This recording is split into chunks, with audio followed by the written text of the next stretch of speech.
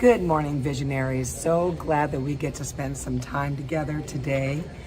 Well, today we're going to talk about a few things. Number one is going to be sometimes you got to push yourself more than you ever have before. And you know what's interesting about that statement is, everybody's at a different level of how far they can be pushed. And the whole purpose behind this discussion is the fact that there are times in our life when there's going to be a lot of, like overlapping in schedules and just a lot of stuff that you maybe didn't realize was going to take you a little bit longer than usual. And so now you've got to spend more time doing something, but it's overlapping something else that you have to do. And so that's just reality. And what I want to do is I want to prepare you for those times. Now, this is not all the time, but it can be sometimes. And unfortunately, there are a lot of people that really get freaked out and scared about it. But I'm here to tell you that if you keep yourself focused, you keep your blinders on what you're doing as far as what your goal is and what your what are you looking at right in front of you, your immediate tasks that need to be accomplished, you can do it. But if you start letting all the peripheral, all that stuff of like, oh, but I'm so tired, and oh, but I don't have time for myself, and I don't have all of those things, I'll tell you one thing that cures that is having children. When you start having kids, there is no time to talk about or to even be concerned about like your own well-being, because you've got to be there for your babies. And that's just the way it is. Now, it's not that way forever, but it is in the beginning. And so again, like I said, I just want you to know that it's okay if you push yourself. With a lot of stuff online and, just different things that I've seen on like Instagram and those kind of things. It's like, oh, it's all about, self-care. And I'm not saying that you should not care for yourself, but just be careful that you don't indulge in the self-care. That everything doesn't become the self-care, because while you're spending so much time self-caring, you're going to find you're not getting anything done. And again, this is all relative, right? It's all based upon, you as a person, you individually. I don't know all of you, but I do know the majority of the people that we talk to from Vision Possible. I mean, I get to get on the phone and talk to a lot of people, and I get to mentor a lot of people. And so I hear the same things over and over. And so when you get into a rut of, not really pushing towards a goal, then that's where you're going to stay for a while. And one thing that, unfortunately, that the pandemic did do was it's like everybody got dressed and ready from the waist up. A lot of people, so it's like, think about it, from the waist up, you were dressed, ready, inspired, all of this, but from the waist down, you were probably, some people, not you, but some people could have been in their jammies. And so it's an unbalance, unfortunately. Like for me, I have to get dressed completely. I want to be in that dress. I want to be in a mode of business and clarity and laser sharp focus. For me to have, this part of me of being in a suit and the rest of me being in slippers and jammies, I'll probably go back. For me, I know me, I'd go back and want to lay on the couch again. So you just got to kind of know yourself and decide like, all right, is this good for me? Is this something that I can manage? And then, when people weren't even able to work, man, it got a lot of you into ruts of not doing anything. And then what's interesting about that is that not doing anything all of a sudden starts to feel normal. And then now here comes, things start coming back, life starts coming back. People were able to go back to work, not everyone, but some. And now you're like in this kind of like a resistance of, well, I know I have to go back to work, but I don't want to go back to work because I really got very comfortable where I am. So right now I'm in an airport waiting to go home. And so I'm at Liberty University, where my husband, Butch, and I, we were at the university, and Butch was speaking all weekend. And so that's just what we got to do. And so now we're on our way home, and yeah, are we tired? Yes, but we'll catch up on rest. You do have to make those days where, like, let's say you do travel all weekend, you need to take a Monday off or something like that so you can get rejuvenated, regenerated, and do the things that makes you get strong. For me, I read the Word of God, I read the Bible, and that's what just literally makes me strong. And that makes me, physically, yeah, I work out, I physically can be strong, but I need to be spiritually strong, because the spiritual part of me is basically the whole part of me. So if I'm spiritually weak, then I'm gonna be very physically weak and mentally weak.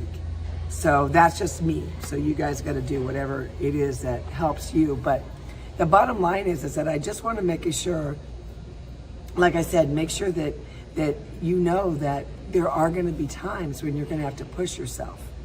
It's like there was a song, but I think it was the Eagles, "Take It to the Limit."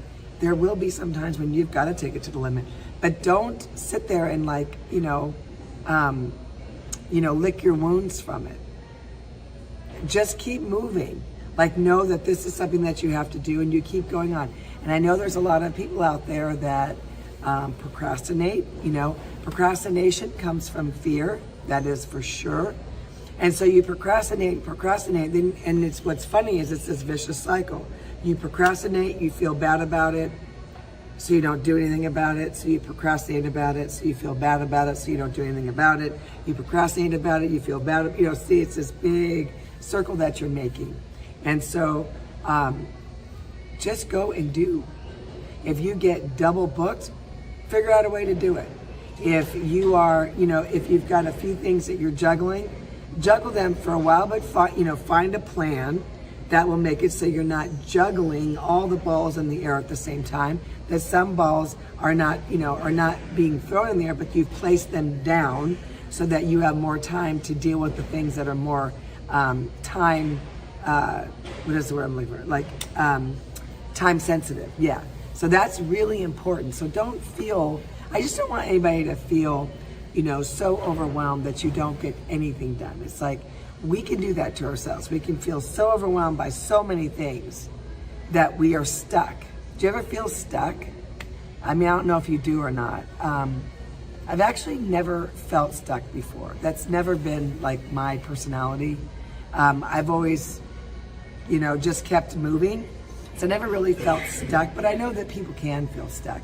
And so I just want to encourage you today that you are the one that can get yourself out of that stuckness, right?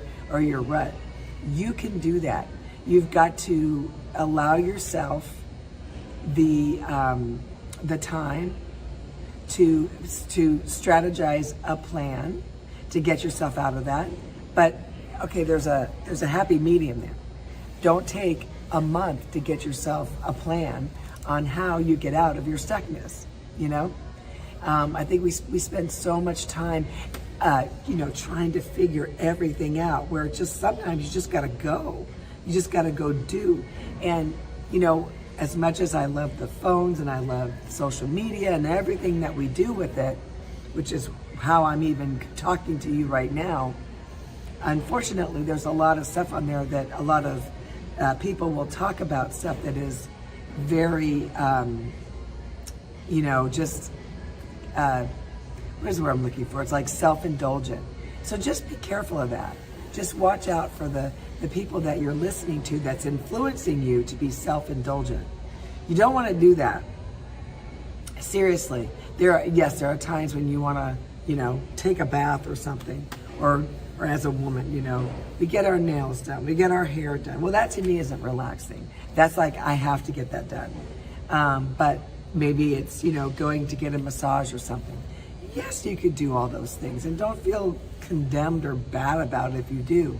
But again, just know there's a balance, because there's going to be some times when you're going to be hitting it hard, and you don't want to miss those times, because in those times, man, I tell you something, everywhere we go, every day, an opportunity presents itself. There's nothing that my husband and I don't do or a day that goes by that nothing happened. There's always an amazing opportunity in our life constantly. It is awesome. But here's the difference about someone who you might be watching this going, well, that doesn't happen to me. Well, for my husband and I, we look for those times. We're in expectation of those times, that something good is going to happen every day. Something good is going to reveal itself. Something amazing and awesome is going to present itself to us. So don't think that it's just for my husband and I. This is for you too. But probably you may not be in expectation. Sorry, yes, this is the airport. This is what happens when you're at the airport. But, so, I know this is loud and I do apologize for you. But we do what we have to do when we do it. So today, if I have to be in the airport, coming to you live and talking to you about stuff, hey, that's what I'm gonna have to do. Because it's important that this is, a commitment that we've all made, is to go live on this platform, and that's what we do. And so one time a week, and that's what we do. So however it presents itself, however it works out, whether I'm sitting in this airport, or I would have been sitting in my hotel room, or I'm sitting in, the studio where we do most of the teaching, wherever it is, wherever you are, we got to get it done. So I hope that this is encouraging to you to know that, you're not alone as far as like, oh my gosh, my schedule is this and there's so much going on. You're not alone in that. There are many, many people out there, including myself, that are what we call, doing the mad hustle every day. But there are times to relax, and there are times to take time to, just kind of soak in what is going on, taking a moment to be able to make really good choices. And like, let's say you've got a business deal on the table. You need to take some time. Those are times that you cannot not do. Like, you can't just kind of go over that. No, you need to, it's on the table. You need to sit and you need to consider all your options. Be calm about it. And you never have to, anything that is hasteful like that, it's never something, it's not a good decision.